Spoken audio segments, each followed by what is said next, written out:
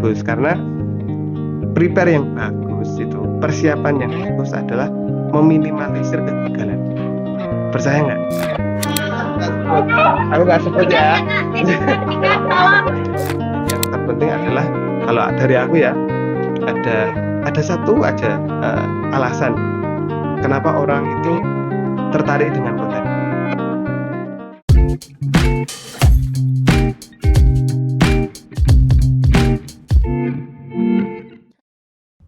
Hai Geta, balik lagi nih sama aku Tipal di Jitos Permata TV. Tepuk tangan dong.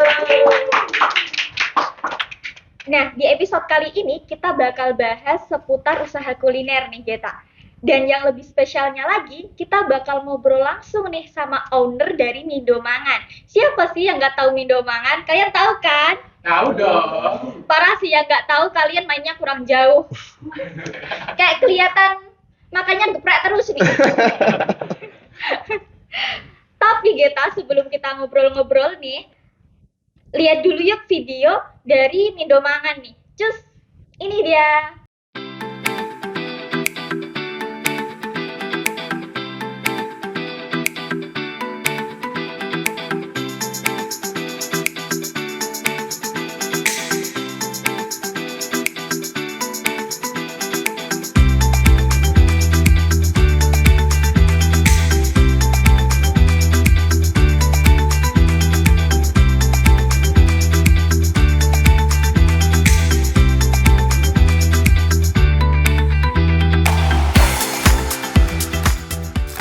Langsung aja yuk kita sambut narasumber kita hari ini. Halo Kak, selamat Halo. datang.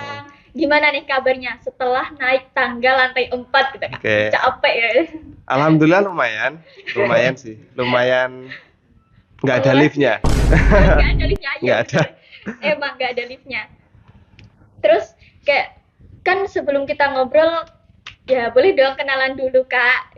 Siapa dong Kak namanya? Oke, halo teman-teman semua.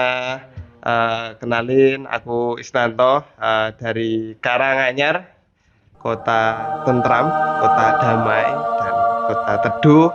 Dan alhamdulillah kuliah di UIN Raden Mas Said dengan jurusan manajemen bisnis syariah. Dan kebetulan baru SE kemarin juga. Wow, fresh graduate ya? Banget, baru kemarin banget. Wow. Baru kemarin. Happy graduation Ya, Kak. terima kasih. Oke, kita semua tuh tahu ya Mindomangan tuh udah cukup dikenal di kalangan pecinta kuliner nih Kak, terutama di media sosial. Tapi kalau kita flashback lagi nih, gimana sih awal mulanya Mindomangan gitu? Apa sih?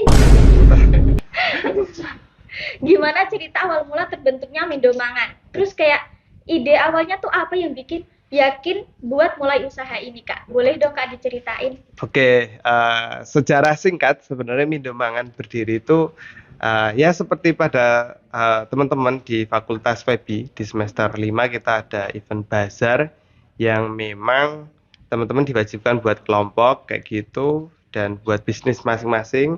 Akhirnya aku dan teman-teman ada circle sendiri yang memang pengen merealisasikan bisnis plan kita di bazar itu, dan ya bazar itu bisa jadi bahan uji coba kita buat apa ya, observasi lah produk-produk kita kayak gitu. Dan akhirnya di bazar memang alhamdulillah diterima baik. Alhamdulillah diterima baik karena saat sebelum bazar dimulai memang kita melakukan beberapa observasi nih. Mulai dari makanan favorit anak UIN itu apa, dari ujung sampai ujung adanya apa. Ternyata ya mayoritas kalau bisa dilihat ya, Iya. di UIN kan geprek only ya. Iya, ya. geprek only. Geprek only banget. Dan kebetulan saat ditanya kalau anak UIN kuliner kemana, bilangnya ke tetangga sebelah UMS gitu. Oh, Jadi iya sih. ada beberapa memang mahasiswa yang ditanya saat kita kuliner di mana, favoritnya memang masih ke tetangga. Akhirnya di saat itu memang belum ada apa ya, perkedaian ayam dan mie pedas yang di area sentral UIN. Akhirnya kita kepikiran bahwa kita pengen menjadi pelopor kedai ayam dan mie pedas di UIN kayak gitu. Dan kemudian after bazar adalah modal dikit dari bazar terkumpul ya, walaupun nggak seberapa bisa buat modal. Akhirnya ya kita tambah-tambah cari modal lagi dari entah tabungan pribadiku sama teman-teman. akhirnya kita merealisasikan itu secara penuh jadi outlet. Yang awal mula outlet pertama kali ini didirikan di Timur PPG. Ya, aku tahu. Timur PPG dekat tikungan kematian itu. Iya, tikungan kematian. Ya, itu bahasanya tikungan kematian itu karena agak ekstrim masuk ke Iya, kanan Mindomangan. Kurang lebih seperti itu. Dan after itu kita memang fokusnya di kuliner yang memang berbicara pada cita rasa, kemudian pelayanan, dan kemudian adalah tempat yang nyaman. Karena kita mengusung di awal perjalanan adalah kita pengen mengusung sebuah kedai. Kedai itu kan konsep dengan yang nyaman kayak gitu. Iya. Akhirnya kita pengen nyari konsepnya itu yang retro tapi modern. Jadi tempatnya itu ya cozy kayak gitu, nyaman, bisa jadi buat santai. Walaupun pada akhirnya realisasinya kan ya jadi kadang jadi tempat makan yang makanan cepat kayak gitu. Iya. Jadi nggak bisa nyantai kayak gitu sih. Oke. Terus kalau dilihat dari namanya nih Kak, kan Mindomangan nih. Itu unik banget dan gampang diingat gitu. Ada nggak sih Kak arti dari Mindomangan? Terus kenapa kayak tiba-tiba kebayang, oh namanya Mindomangan aja gitu? Oke. Jadi gini, kenapa sih kita namanya Mindomangan? Sebenarnya nama Mindomangan ini kalau orang-orang Jawa udah tahu sih. Mindo itu kan artinya kedua, Iya. mangan itu makan. Harapannya memang tercetusnya Mindomangan ini karena awalnya kan kedai ayam lava dan Iya. midas. Nah, kita itu kepikiran orang yang nggak mau makan ayam bisa opsional makan mie. Iya, Orang yang nggak mau makan mie opsionalnya makan ayam. ayam. Dan kemudian ada yang ketiga, orang yang nggak puas makan ayam bisa tambah makan mie.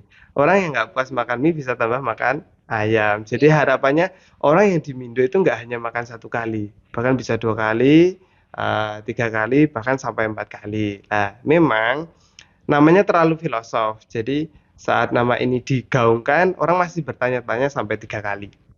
Sampai 3 kali? Iya. Melebihi Mindo ini kan? Iya. Jadi coba sekarang kalau aku tanya Mindomangan ini apa toh? 2 kali makan. Nah, 2 kali makan. Iya. Tapi itu makanannya apa sih kayak gitu? Iya, itu. Ayamnya apa sih kayak gitu? Masih tanya lagi Iya. itu kedai ayam dan miminya seperti apa sih? Iya, Jadi benar. kita memang karena namanya terlalu berfilosof, jadi membutuhkan yang namanya memang branding yang lebih kuat. Beda ya kalau kita bicara dengan kompetitor-kompetitor yang ada, itu kan jelas mereka kan berinisial dengan nama-nama yang udah identik, ibaratnya geprek apa, geprek apa, kayak Jadi gitu kan. bukan menunya gitu ya? Iya, langsung dia tertuju pada, oh iya ini jualan geprek, Iya, kayak gitu. Tapi kalau kita bicara Mindomangan, Iya. pasti orang berpikir dulu, Mindomangan apa sih? Kayak gitu. Apa sih yang dijual gitu? Nah, gitu. Terus maaf Kak, Salfok itu logonya kenapa kayak gitu Kak? Oh, logonya ini. Nah, Iya. sebenarnya kalau kita bicara logo ini penuh makna dan arti. Wow. Ini ada mangkok yang memang apa ya? Ada mie-nya dan kita megang ayam satu Iya. dan itu ada tangan dua. Oh iya, Mindo ya. Ya kan 2 kali dan itu dan ini kita pengen memang semboyannya adalah kita kebermanfaatan. Oh. Makanya ada senyuman di situ. Iya, Ada ada. senyumannya. Gitu. Oke. Terus sekarang kan kita hidup di zaman digital banget nih Kak. Ya. Rasanya semua hal terhubung sama media sosial. Benar. Termasuk promosi usaha. Nah, di Mindomangan sendiri tuh awalnya gimana sih bisa mulai aktif di media sosial? Kayak ada momen yang bikin, oke, kita harus main di sini gitu Kak. Gimana dong? Boleh diceritain? Oke. Jadi sebenarnya karena anak muda, berawal dari kata kuncinya anak muda.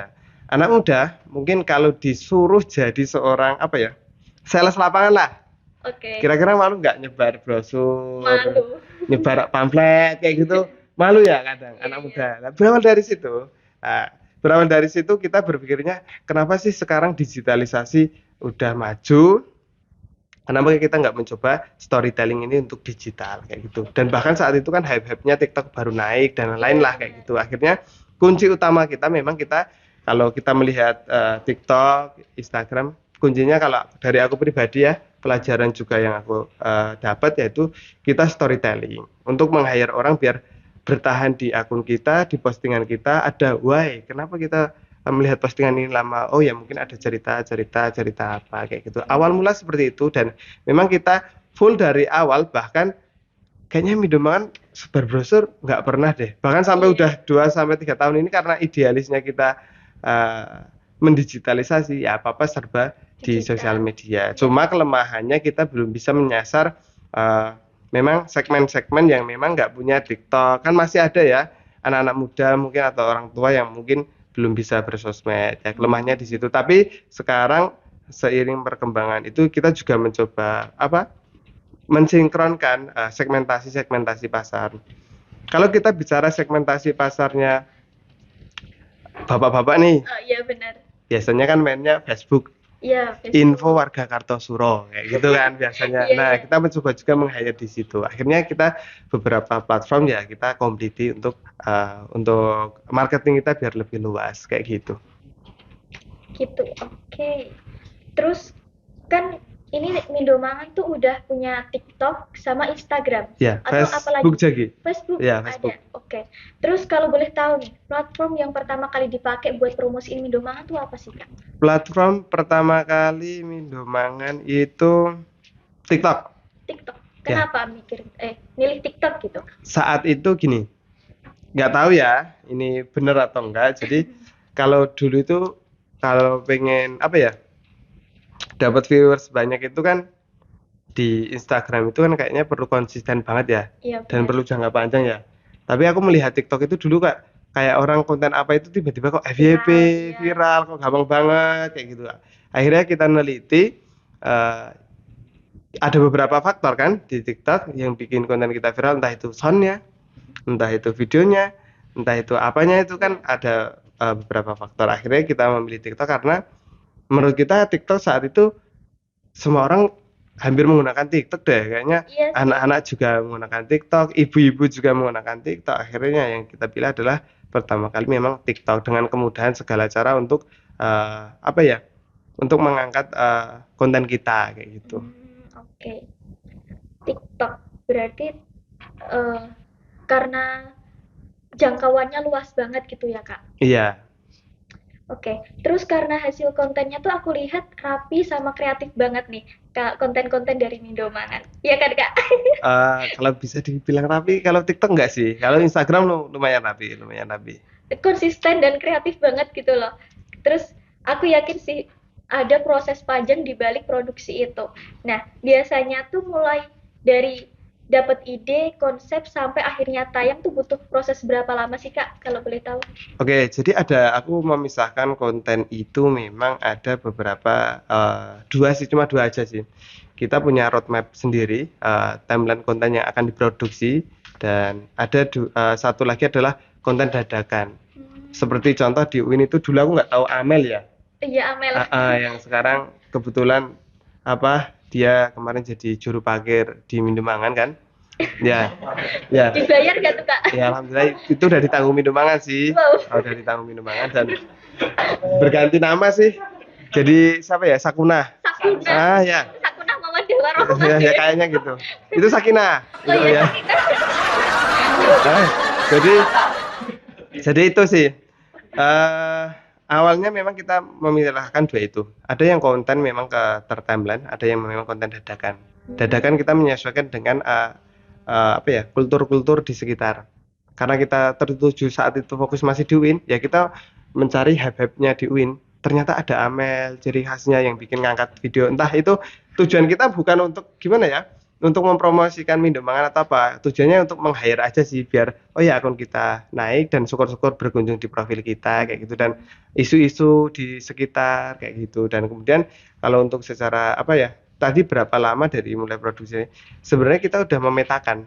Kita konsep Mindomangan itu sebenarnya dulu yang kita jalani secara mau rapi itu memang kita nggak hanya sekedar menjual produk, kita entertain juga, kita storytelling juga, kita edukasi juga kayak gitu. Niat di awal cuma seperti itu, cuma realisasinya ya saat ini kita lebih fokus ya hal-hal yang lucu-lucu aja sih, kayak gitu, santai-santai aja sih. Kita sering komen-komen di akun Permata juga sering kadang dulu.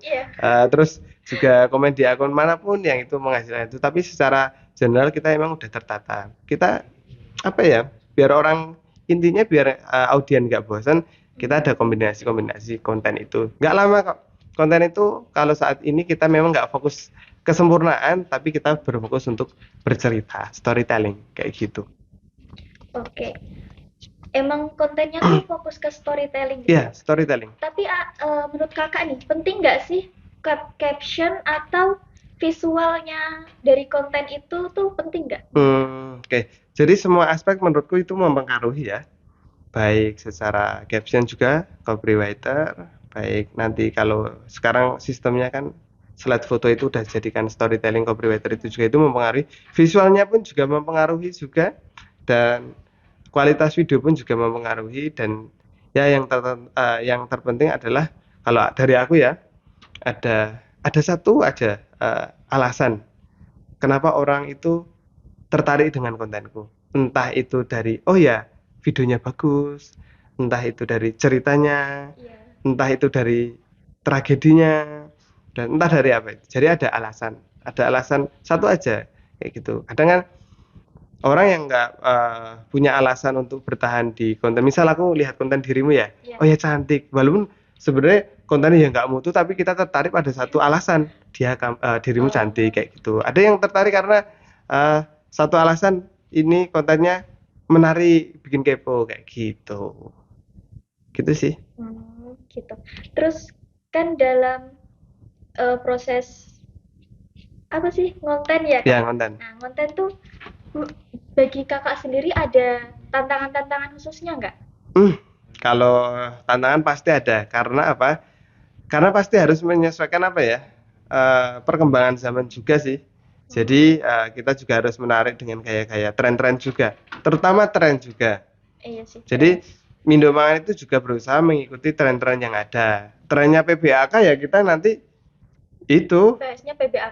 bahasnya PBAK yang kemarin itu pas kemarin kalian apa ya? Enggak, aku nggak sebut ya. Aku nggak sebut ya. Tolong. Itu kan ya juga kita kemarin ikut buat konten kayak gitu, buat rame-ramein. Terus gitu. sampai apa ya? Macet total kan, pulang sampai maghrib macet. Oh iya. Jalan yang sesempit itu. Sesempit itu. Berkelahi dengan UIN.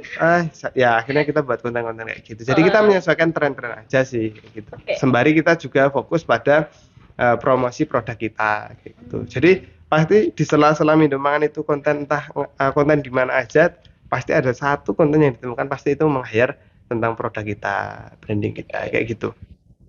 Oke. Terus kalau misalkan aku lihat, misalkan ya aku buka TikTok, terus mesti tuh kayak FYP gitu, kontennya Mindomangan. Nah, boleh nggak sih Kak di-spill strategi-strategi atau jam-jam tertentu dalam upload konten? Ada nggak sih emang? Oke, keyword sih sebenarnya ya. Apa itu? Keyword itu kayak kata kunci kita sih. Jadi udah kita boomingkan bahwa setiap uploadan kita, baik hashtag ataupun apa itu, kita menjeramah dari bawah dulu. Dalam artian contohnya ya seperti ini, kita fokus kuliner di UIN sama UMS. Berarti ada harus keyword yang memang di kata kunci saat teman-teman nyari kuliner UMS itu ada Mindomangan.